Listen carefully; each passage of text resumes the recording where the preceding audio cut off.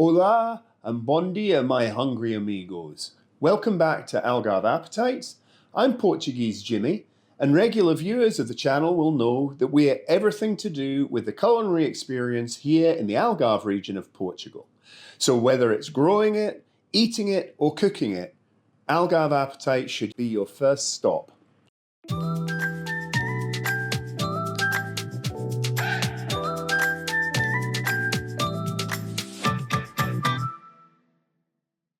So, what are we doing today? We're back in Jimmy's kitchen and we're going to cook a family favourite of ours, homemade pizza. Now, you'd be amazed how easy this is to do. The recipe I'm going to follow today is going to provide us with 3 kind of medium-sized pizzas, about 12 inches or 30 centimetres. These trays you can get in any supermarket for a couple of pounds, couple of euros. I've had them for years. So something else I should point out is often when we do this recipe, I do double or even triple the amount, and then we make up the pizzas, wrap them in tin foil and freeze them. So we maybe have a couple that night and make another 5 or 6, keep them in the freezer, and then on a busy Friday night, you just pull it out, cook them from frozen, and they're still much, much better than store-bought pizzas, and for a fraction of the cost. Anytime you're making dough for bread or for pizzas, I really recommend a digital scale like this. So let's get started. I'm going to auto zero my scale here, and then we're just going to add the flour. As I say, I use a special flour for pizzas, T00. But you can quite easily use strong bread flour. And again, in Portugal, I think that's T65. So we're going to add our flour here until we get to 550. Gram or 2 here and there won't matter. There we go, we're close enough. Okay, so we have our flour. The next thing we need is water. So the water we need 320 millilitres, and I should point out, as long as you're roughly at sea level, a milliliter of water weighs 1 gram, so you can simply weigh it out. And we're looking for 320. There we go. You can just put the water and combine the water and flour, but I find the best thing to do is to just put the water in the microwave just for a couple of seconds, maybe about 30 seconds. It will help to activate the yeast. So now, if you do this method, it's very important that you don't heat the water above 40 degrees centigrade, because that's actually the temperature that the yeast will die. And let's just check that. I'll give it a little stir and let's see the temperature. Okay, so we're about 35 degrees, so just lukewarm, which is good. So again, I'm using just a regular packet yeast. This is available from Aldi's. And I put this into my warm water. I can't find my whisk, so I'm just going to use a fork. Just give that a little stir. Yeah, so some people say that you should leave this for 10 minutes. The main reason for that is just to activate the yeast, and it starts frothing up, and that way you can check that the yeast is indeed alive. I don't think that's that big an issue. I've never had too much problems. Now I'm going to use my trusty stand mixer, and of course you can mix this by hand if you want, just kneading the dough. So let's add first of all, now this is a little trick if you are using a stand mixer. I find always add the water first, or the water and yeast mixture. The reason being, if you put the flour in first, what you find is it doesn't really mix up into a dough and you have to keep turning it over. So water, then flour. Okay, get all that in there. The only other ingredients now is sugar and salt. This is also a good investment, is these little measuring spoons. So we need teaspoons. Here's my teaspoon measure, and it's simply just a teaspoon of salt and a teaspoon of sugar. So let's do a salt first. So a level teaspoon of sugar, a little bit of pepper to taste. Okay, and finally a dash of olive oil, probably about a tablespoon is fine. We'll keep that there because we'll need the olive oil later for greasing our pizza trays. The finger, what they call the finger attachment for the stand mixer, that just clips on like that. Put that guy down, and this one has 6 settings. I find setting number 2 is best for kneading dough. Now again, this guy has a little timer on the side here. If I turn that around, you should be able to see it. So that's quite useful. We're going to knead that for about 10 minutes. And it goes to a nice, thick, dense dough. So let's leave that to do its magic, and we'll be back in 10 minutes. That's just reached our 10-minute mark. And we can turn off our mixer here. And as you should be able to see on the camera, that we've got a nice thick dough. There's nothing stuck to the sides here. So what I'm going to do, let's take this out. And there we have our dough. Now after our dough is ready, it needs to sit in a warm place for about 45 minutes to an hour, just to rise. So we'll be back in 45 minutes. For our toppings, we have a couple of items from the garden. I have a lovely fresh red onion and a red pepper. What I quite like doing with the onions, because they're so fresh, is just take a little bit of the leaves here, and we'll use that as an additional kind of garnish. So just chop those quite chunky. They're great for cooking, just for adding an extra bit of flavour. Now let's get our onion chopped into fine slices. I'm going to just take the end off that. Take it down here and then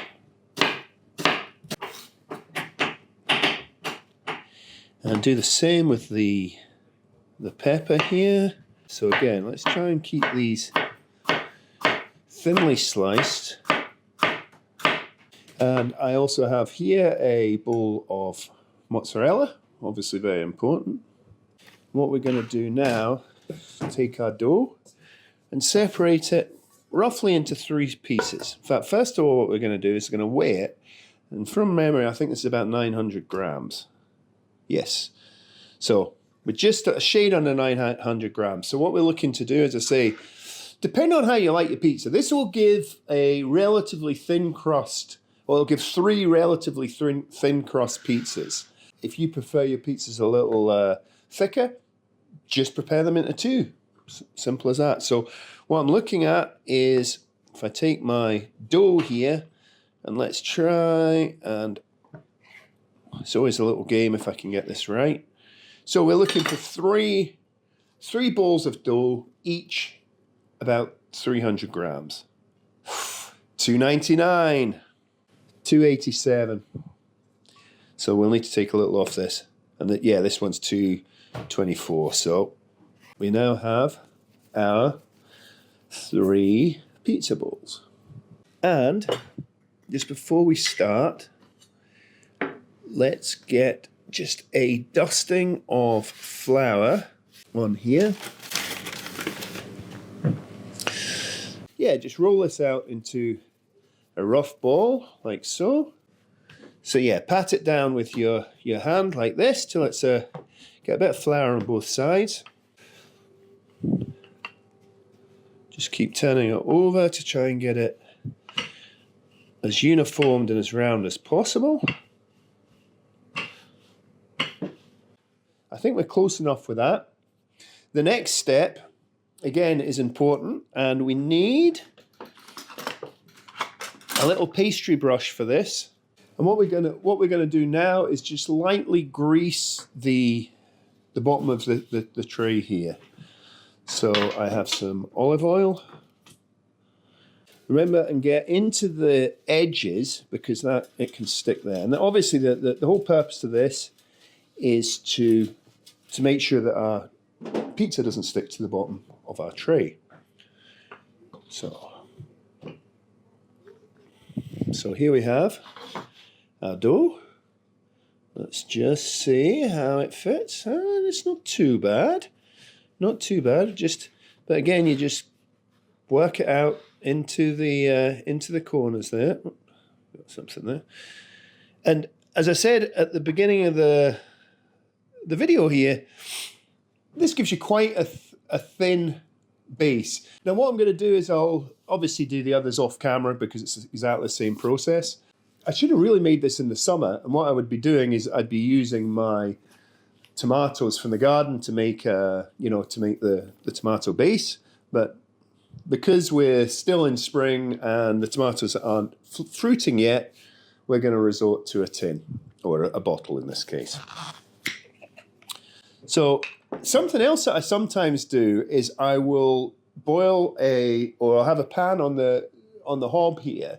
I'll add the tomato pulp, add some garlic and some herbs, and just boil it down a bit so those flavors go into the sauce, and it's a bit thicker sauce and a bit more flavor. So, but today, for speed, we're going to just take it straight from the bottle, which is also fine. Again, personal taste. I don't like a lot of tomato sauce on my pizza, but obviously you want to go right to the edge and just keep adding it and smoothing it out like so. Try and get it evenly spread right to the corners. And now, before we start putting the toppings on, I'm going to quickly fire up the oven so it will be up to temperature for when we start cooking. So, I hate this oven. I hate this kitchen, actually. That's why anytime the sun's shining and it's not windy, you'll see me cooking outside. I just get a portable stove and go outside. But hey, it is what it is. We live in paradise apart from my kitchen. This isn't a standard oven. It runs off propane. For us, it's between the 3 mark and the 4 mark. I would guess you'd be good anywhere between 180 and 200 degrees C. And again, it just depends on how you like to cook your pizza. But anyway, so let's get on with our toppings. A generous helping of mozzarella on there. If you wanted to mix in some cheddar or some other cheeses in there, that's no problem. Just evenly distributed here, and we'll grab our toppings. Start off with our peppers, our onions. But these should be really nice, as I say, it's just picked out of the ground, so that's good.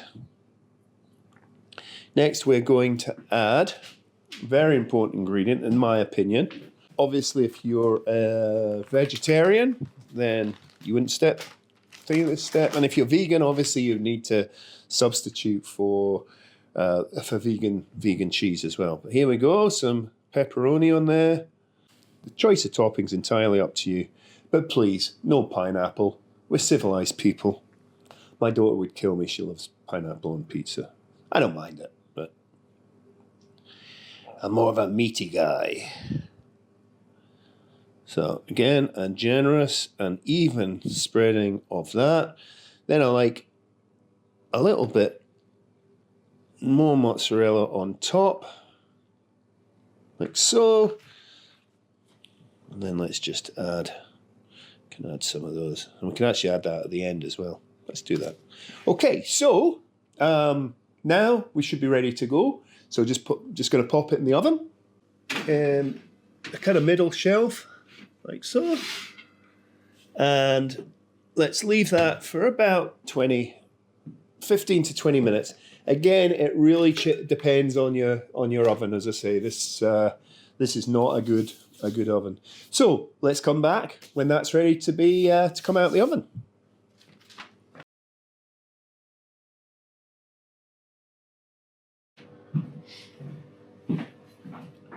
So that's been just under 20 minutes, so let's check our pizza. There we go. Absolutely perfect. Let's just take it out on the chopping board here, which of course I've cleaned, and cut like that.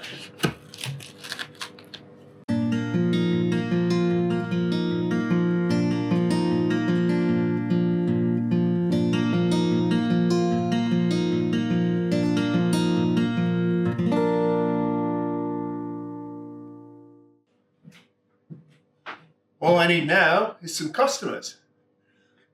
Guys, pizza's ready! There you go, Danny. Thank you. Some for you, Liam? Yeah. Looks awesome. Okay. Thank you very much. That's fine. And finally, the Jimmy taste test. Mmm.